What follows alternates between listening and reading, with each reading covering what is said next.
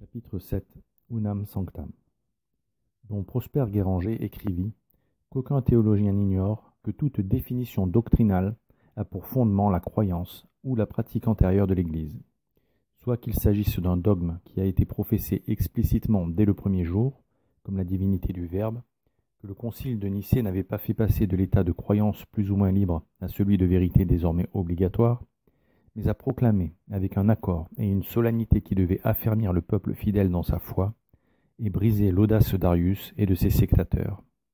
Soit qu'il s'agisse d'une vérité révélée, longtemps crue implicitement dans une ou plusieurs autres qui la contiennent, et desquelles elle se dégage de siècle en siècle par l'action de l'Esprit Saint qui dirige en ce sens l'enseignement des pasteurs, la pensée laborieuse des docteurs et l'instinct du peuple fidèle. Quand, en octobre 1302, le pape Boniface VIII, s'appuyant sur les saintes écritures et sur la tradition, insista dans la bulle Unam Sanctam sur un point de la doctrine catholique, qui était alors particulièrement menacé, il ne devait pas penser à autre chose, et il devait avoir la certitude que cette bulle allait permettre un retour à la normale entre lui et le roi de France, Philippe IV. Nul doute que le Christ, par le biais de son vicaire, voulait rappeler au roi de France que gouverner pour un catholique implique d'être au service des autres. Le pouvoir apporte plus de responsabilité que de droit. Il nécessite un grand esprit d'obéissance et un sens profond de la hiérarchie, du respect qui lui est dû et des devoirs que l'on a envers elle. Ce sens des devoirs était particulièrement marqué dans la société féodale, qui était basée sur le respect des serments d'allégeance prêtés. Le caractère catholique de la société féodale donnait alors aux devoirs des vassaux une dimension sacrée. Un catholique savait qu'il ne pouvait pas briser impunément ses serments. Pourtant, au tout début du XIVe siècle, le roi de France se faisait tirer l'oreille pour obéir au vicaire du Christ, qui est le représentant ici-bas du roi des rois, auquel Philippe le Bel avait prêté allégeance le jour où il fut sacré roi. Le souverain pontife invita donc tous les rois à reconnaître avec humilité la prééminence du vicaire du Christ sur tous les hommes, y compris sur les monarques, en formalisant solennellement ce point de la doctrine de l'Église que le monarque français s'obstinait à ignorer. Les paroles de l'Évangile nous l'enseignent.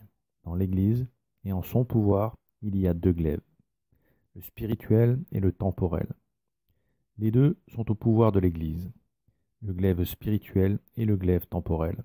Cependant, l'un doit être manié pour l'Église, l'autre par l'Église. L'autre par la main du prêtre, l'un par la main du roi et du soldat, mais au consentement et au gré du prêtre. Il convient que l'autorité temporelle soit soumise au pouvoir spirituel, que le pouvoir spirituel doive l'emporter en dignité et en noblesse sur toute espèce de pouvoir terrestre. Il faut le reconnaître d'autant plus nettement que les réalités spirituelles ont le pas sur les temporelles. Comme la vérité l'atteste, il appartient au pouvoir spirituel d'établir le pouvoir terrestre et de le juger s'il n'a pas été bon. Le souverain pontife, Boniface VIII, est souvent représenté comme un pape excessif ayant fait preuve d'arrogance. On lui reproche un manque d'humilité qui lui aurait fait écrire cette bulle pontificale obligeant non seulement tous les catholiques à se soumettre au souverain pontife pour parvenir au salut, mais aussi toute créature humaine. Comme s'il se fût servi de la chair de saint Pierre pour se placer au-dessus de tous les hommes en inventant une doctrine nouvelle qui fut qualifiée plus tard d'ultramontanisme. Pourtant, Boniface VIII ne fit que formaliser la doctrine de l'Église catholique par l'écriture d'une définition dogmatique afin de clarifier une situation qui, sans l'intervention du Saint-Siège, aurait continué à dégénérer et aurait conduit au schisme. Saint Grégoire VII avait quant à lui déjà affirmé la prééminence des papes sur les rois en 1075, allant jusqu'à écrire qu'au pape seul tous les princes embrasseront les pieds, et qu'il lui est permis de déposer des empereurs.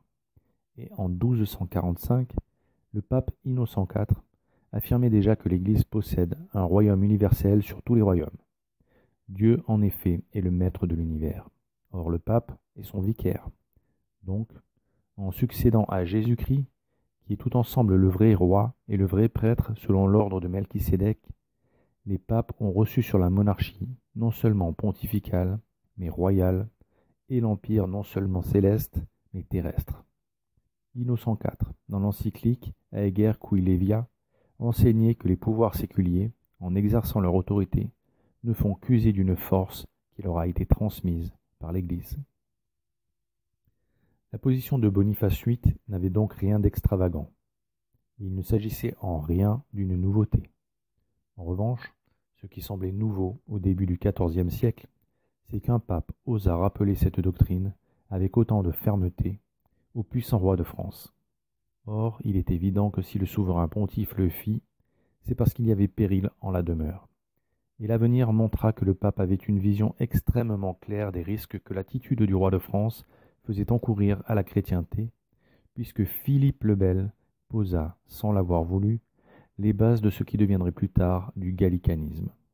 Ce sont ces choix religieux, masqués derrière l'idée de nécessité politique, qui donnèrent au mauvais esprit les outils nécessaires pour détruire le royaume de France de l'intérieur.